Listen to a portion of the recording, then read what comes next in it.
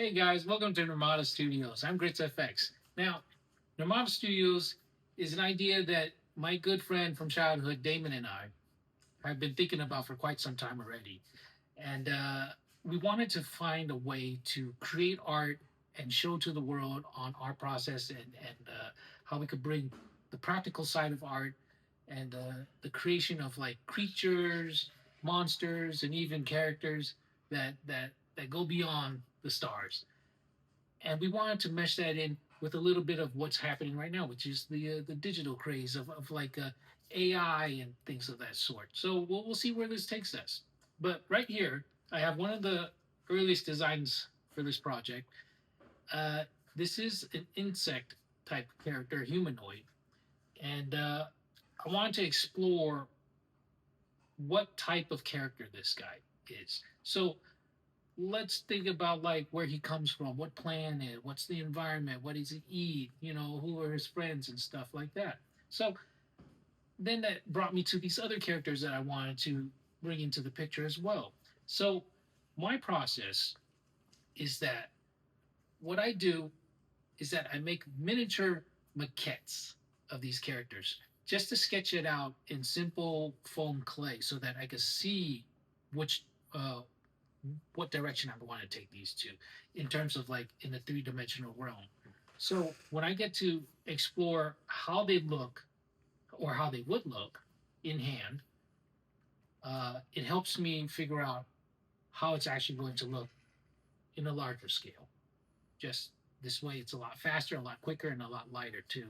So it's just one way of doing a quick sketch of my sculptures. So that's how I start. After this process, I'm going to jump into a different clay medium, probably something a little bit more stable, a little bit more harder, something that holds its shape well, that captures better detail. So we'll head into that direction right after this. Well, the medium that I use to create this is it's actually like a foam clay type of material. So when you sculpt with it, it's very light. It's almost like playing with foam, but it holds its shape well. When it dries out, it gets really hard. Now there's two different types of foam clay. Uh, some of them come in this little packet, which I get pretty simply. It's relatively cheap. They're very light, but this is more of like for kids. But I like to mix it up with a little bit of other products as well, like such as Nara Clay. And a big shout out to Nara Clay for sponsoring us with some of their materials. This is like the Nara Clay Air Dry Flexible Clay that I like to mix in with that. And here's the Nara Air Dry Clay. It's hard and strong. So it depends on what type of sculpt, what type of character I'm sculpting, whether it has a lot of like sharper tips that protrude out.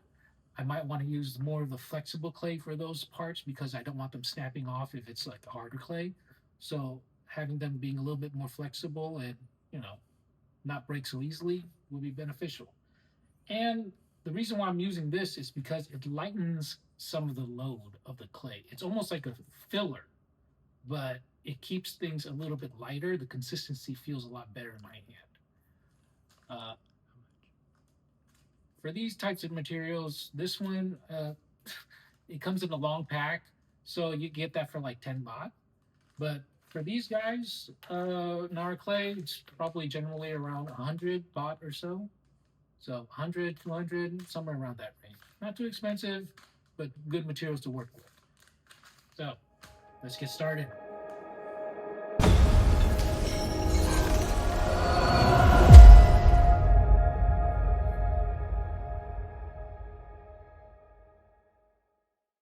Now, today I've got my base set up, but we forgot to bring the bits, the screw bits that I would initially need to poke holes through this. So we're doing it another way.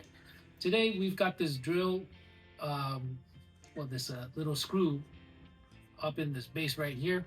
And we're going to try this method that I learned a long time ago in my years of working in the studios, is that I take this armature wire, bend it like so, leave a little gap in there. So We got to make sure this gets really tightened up.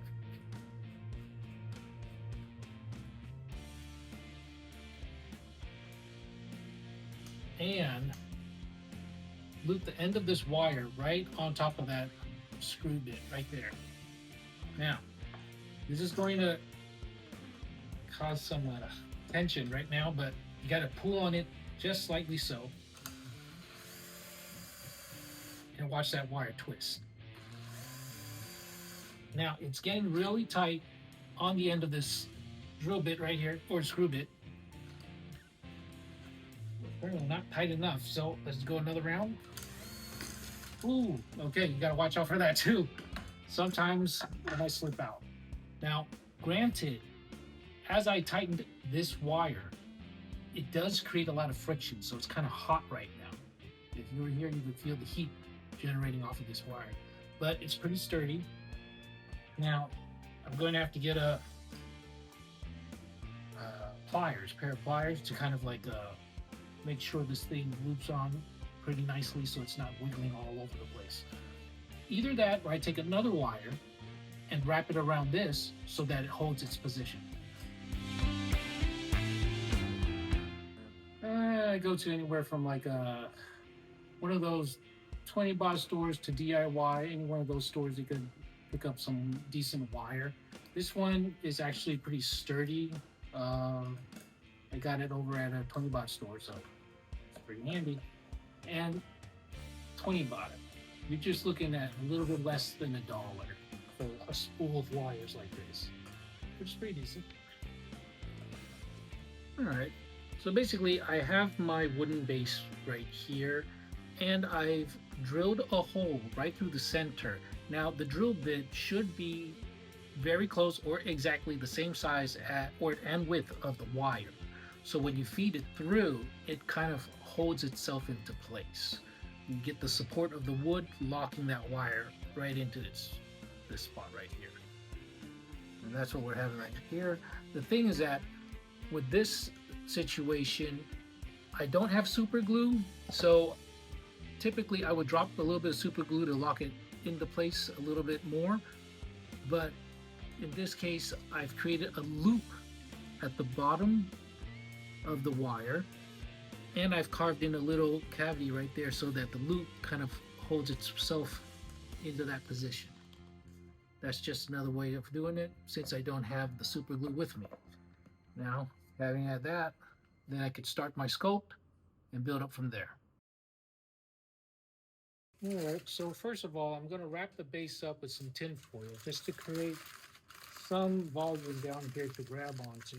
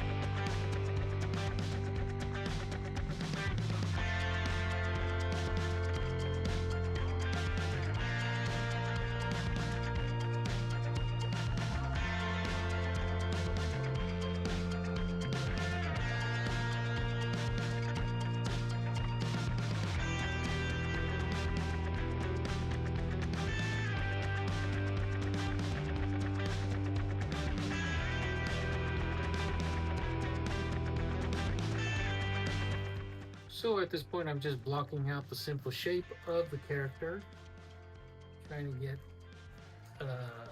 some of the angles right. Of course, it's not going to be exactly like how I initially sculpted it as a smaller sized maquette, but we'll try to get really close to it. At this point, I'm just basically eyeballing it, but it works.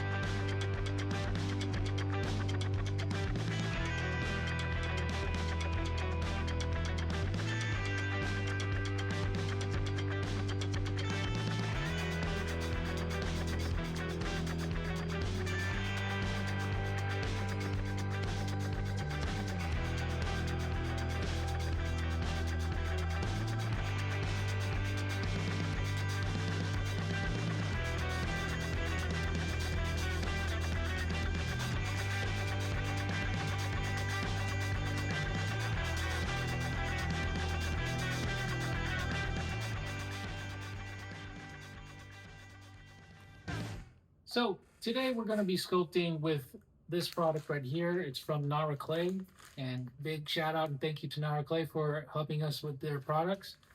This one is an air drying flexible clay, which I would eventually mix with the air drying clay that's a little bit more hard, but it's got a different consistency to it. So when I'm blending the two, it feels a lot more solid, but also I could loosen some of that some of the certain solid spots with softer, more flexible clay. So yeah, that's just typically how I like it. We'll give it a try.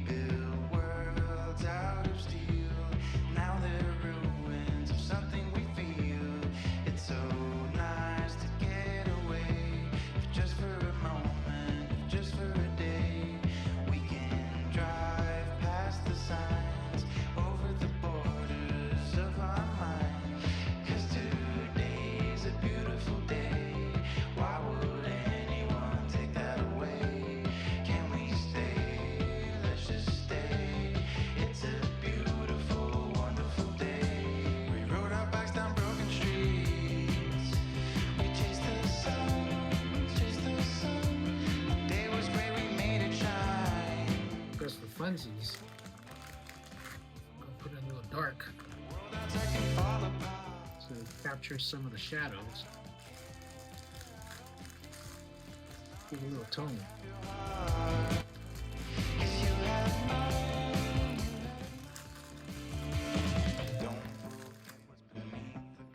Now this is the part where it gets really tiring because you gotta knead this clay and like mix it up really well.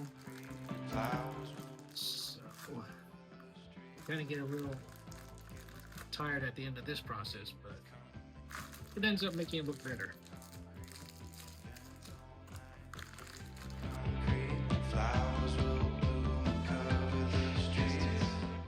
Now what I do love about this is the stretchiness of this. Look at that. Look at that stretch. That stuff is beautiful. And when you sculpt with it, it's even better. So basically I'm just covering up the entire surface with the clay just to lock everything down in place. So prevents the foil from shifting too much, causing things to look like they moved around too much or the shape is not according to how I want it. Clay locks everything down. And it's a process of having it dry out a slightly bit.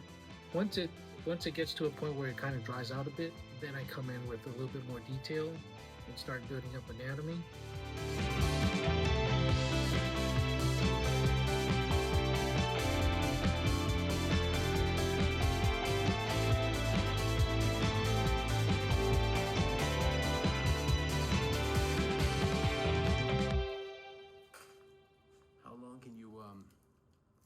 Sculpt with this stuff before it starts to dry out and harden? Well, it depends on my particular mixture, because some of these clays, they dry out pretty fast, which you'll realize that the surface right here, it's already starting to dry. You know, it's starting to get pretty dry, but underneath this paper thin layer, it's still pretty soft. You know, it's still pretty stretchy. So it's just a matter of like keeping things kind of like moist or covered, just to preserve some of that stretchiness and the sculptability. Either hold it in your hand or you actually use what they gave in the packaging, which is like something like this, the little plastic bag. All you have to do is just hide it in there while you're sculpting. You don't have to wrap it up or anything. You just hide it in here. You know, just limit the amount of exposure to air. And every now and then when you need it, just go inside and pull out some clay and use it.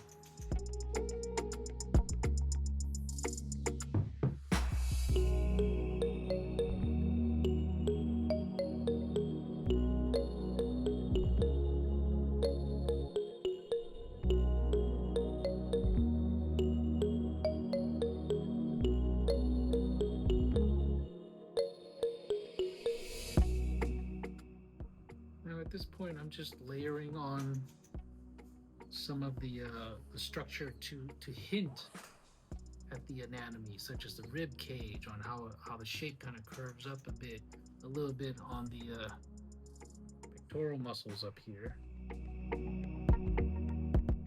just to give a slight hint of where that direction, where those strands of muscles are headed towards.